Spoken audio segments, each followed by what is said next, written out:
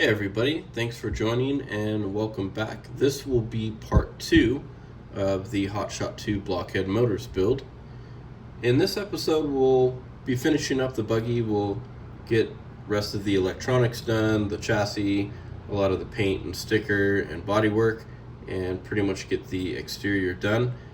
For those of you who weren't able to catch it at the end of part 1, I kind of threw up a little teaser of the four-wheel drive in action, so I'll throw that up here for you guys to see real quick, and then we will dive straight into the electronics and get this buggy done.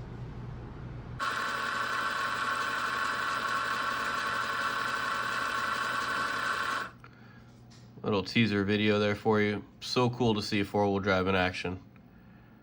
Rear, front, and see that drive shaft spinning.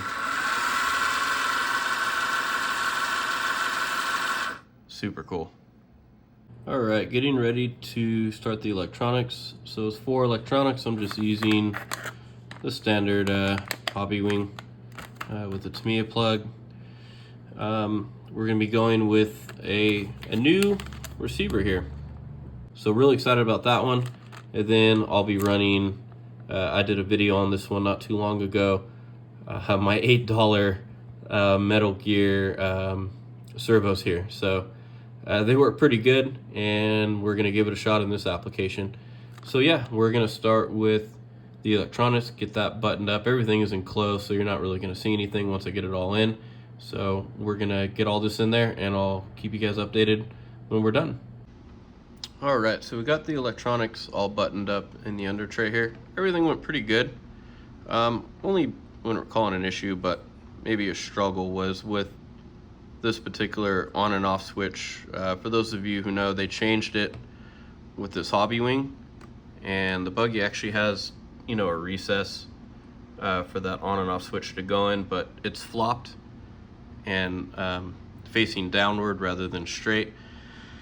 So what I did was I used some industrial strength 3M tape, so it's not going to go anywhere. Mounted it on the outside on the bottom of the tray.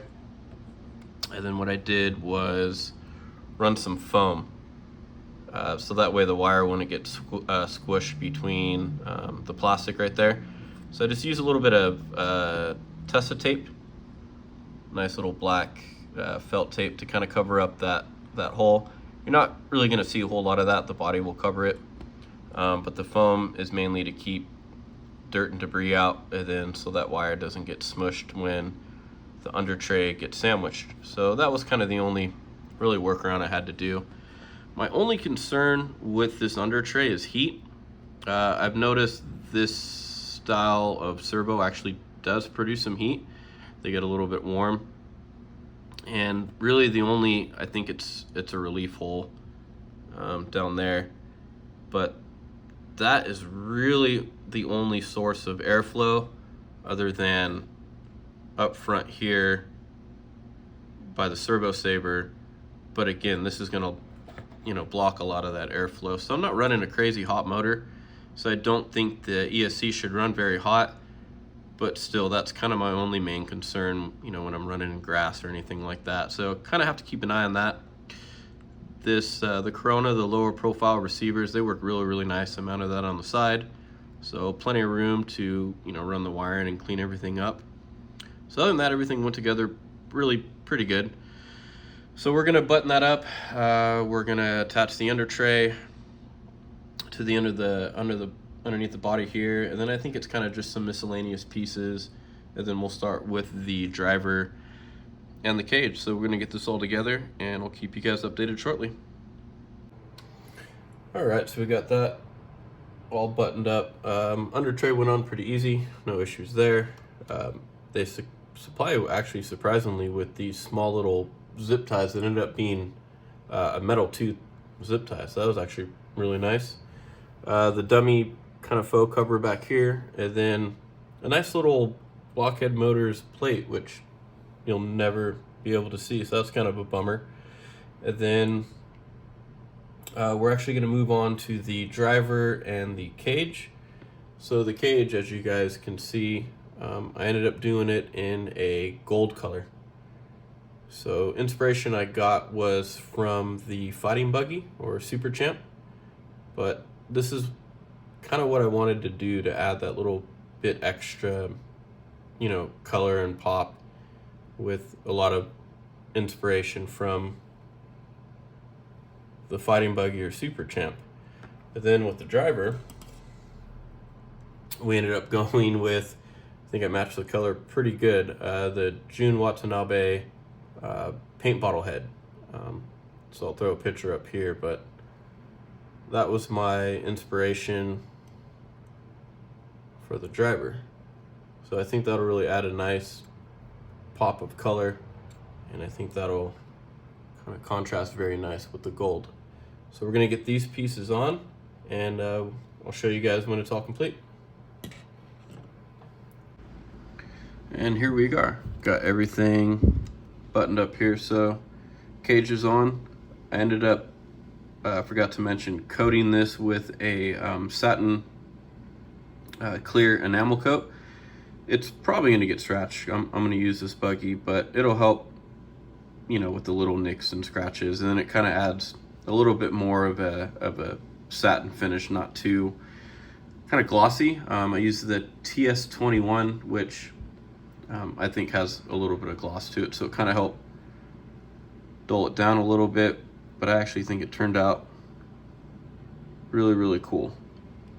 And we got the driver all nice and cozy in there. I think he turned out pretty rad. It's funny, my little girl came up and she goes, "Dada, you colored the driver, he's the wrong color." And then she's pointing to the picture of the box art.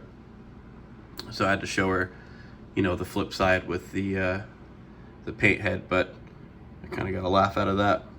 But yeah, don't judge my paint skills. It's not my favorite thing to do, but he turned out pretty good in there. I also did get the steering shafts on, so those can be a little bit of a pain. But yeah, everything turned out really, really good. I'm actually surprised on how much weight. You know, it doesn't feel very heavy, but once you start getting everything bolted together and on, the weight adds up really, really quick. But yeah, the netting too. That's also somewhat of a challenge to get everything kind of lined up perfect. It's almost impossible, but I think it ended up pretty good. Still got to deal with these wires. I like the longer leads. I like to wrap them up, and kind of nice, and gives it a cool look. So yeah, we're gonna move on to, actually I believe, the shock assembly. So we'll jump into that time lapse and we'll get all three of those built and mounted up. All right, stay tuned.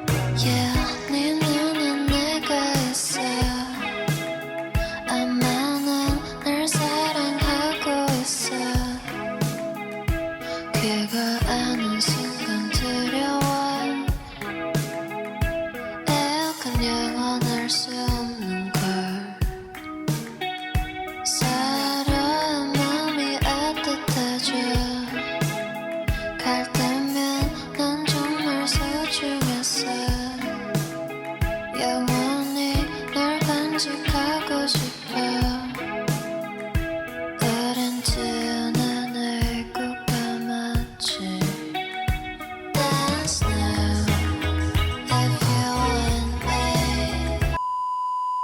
Many months later. There's nobody here Look at how we are and to think we are So perfect pair in every way I don't wanna feel everything that was meant to be faded I don't wanna be your friend I just wanna be your babe I don't wanna fade away So I can't help but thinking until we're done Dance now if you want me Let's die There's nobody here Look at how we are and to think we are So perfect pair in every way I don't wanna feel everything that was meant to be faded I don't wanna be your friend I just wanna be your babe I don't wanna fade away So I can't help but thinking until we're done So I just killed my darling I just want to have this everything I know I'm very possessive and very jealous But I couldn't help it But And we are back. So actually feels like forever. This has been I don't know, maybe 5-6 days since the last video. So you know, personal life, holidays, all that good jazz. It wasn't without its issues. Nothing with the shocks. The shocks went fantastic. They feel great. So the rear. Got the front there.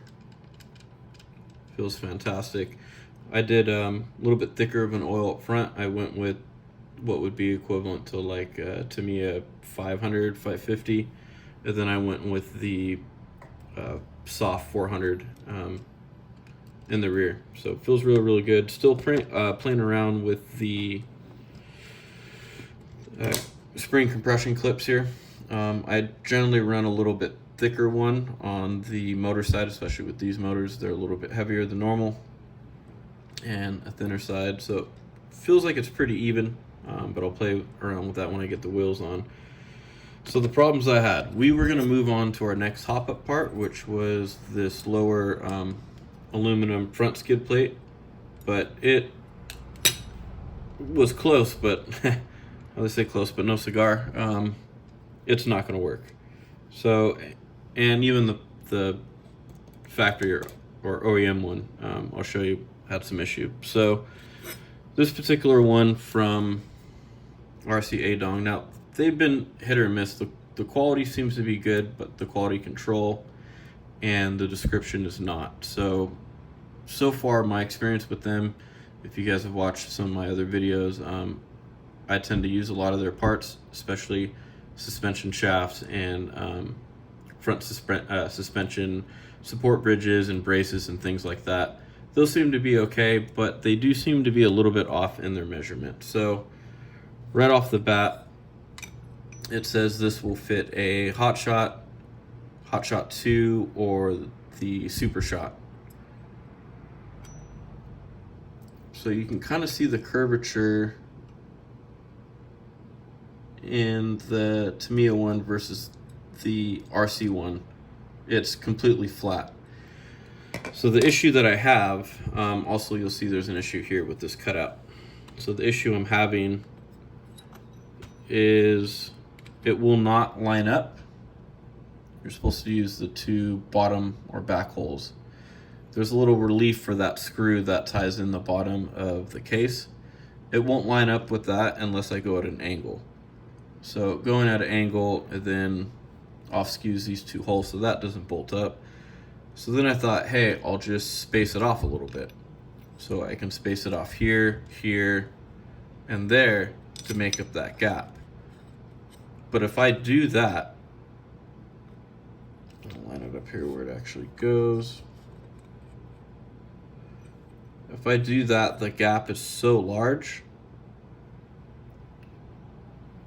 you'll see right there, there just won't be enough threading. Now I can get a longer screw, but I didn't necessarily want to thread into the tub because eventually there will be a screw on the other side of that.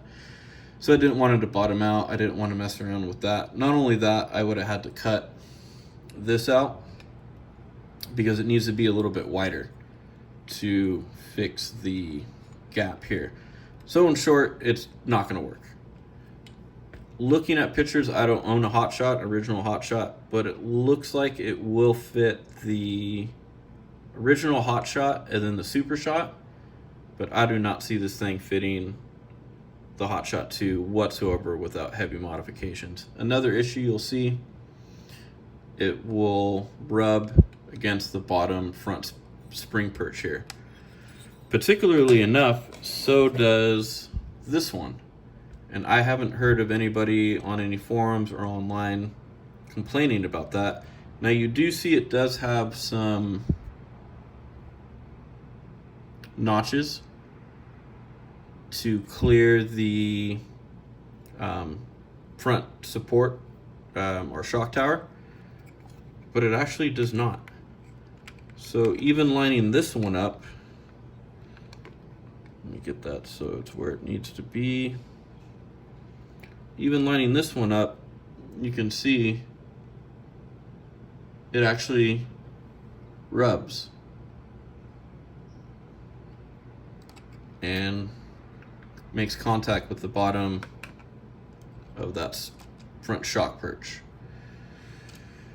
So even this one isn't without modification, but it does fit perfectly down there where it's supposed to go. The curvature, everything's good. Tons of clearance for this one, the steering servo and arms, whereas there was little to no clearance in this one. So I think unfortunately that one was mislabeled. So now to get the fix, and this will pop up a picture here. This was actually used for the wires, one of the mounts to mount the motor wires. So it actually came with an extra one and ended up being pretty much the space of the gap that I need. So what I'm going to actually do is just sandwich it between there. It looks factory or OEM, nobody would ever know. And then it'll actually space this off enough to miss the bottom of the shock perch. So once I get everything on, I'll show you guys the before and after. And really all you need to do is pretty much just run a little bit longer of a screw to make up that gap. So that'll be that fix. And as you'll see, once it'll get bolted up, it will no longer be touching. So you can see it actually makes a fair bit of contact. Now an easier fix, you can just, get a Dremel and, Dremel that out and it would be fine, but I just didn't want to weaken this front plate since this buggy will be used a lot. I just didn't want to weaken it any more than it needed to be, so that spacer, for me, is going to be the better fix. So I actually think we're moving on to the home stretch, so I'm going to get the front skid plate and the bumper mounted up here. The rear skid plate, that'll get mounted up. We'll actually get the tires and wheels on, so we'll get this into a rolling chassis. And then I'll update you guys with everything when I'm done, so I'll be right back. And we are back. She is finally a rolling chassis. Actually, the wheels look a lot better than I thought. I ended up satin coating those just to try to help with, little scratches and dings, but it kind of dulled down the shininess, and for me, that's actually a pretty good thing. So, and this suspension, even for just a single shock in the front, I'm actually pleasantly surprised. Everything feels really good. I actually probably could have done a thicker oil up front. But in the last one, pretty sure we talked about getting all the underside on. So that worked out really good. The spacer up in the front worked out really good.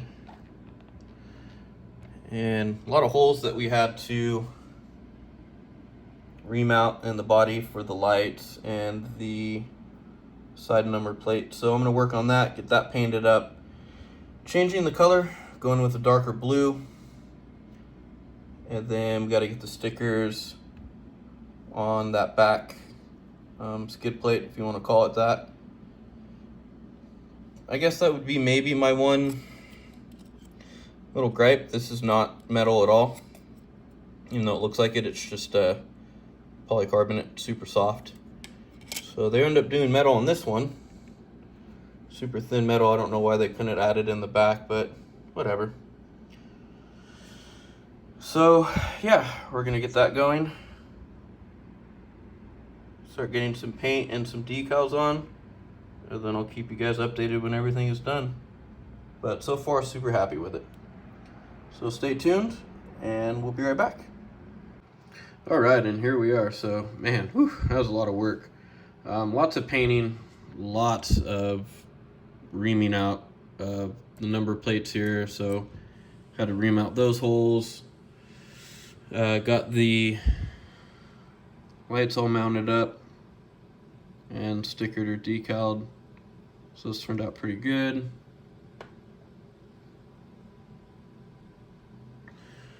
And here's the color, so you can see the difference in color.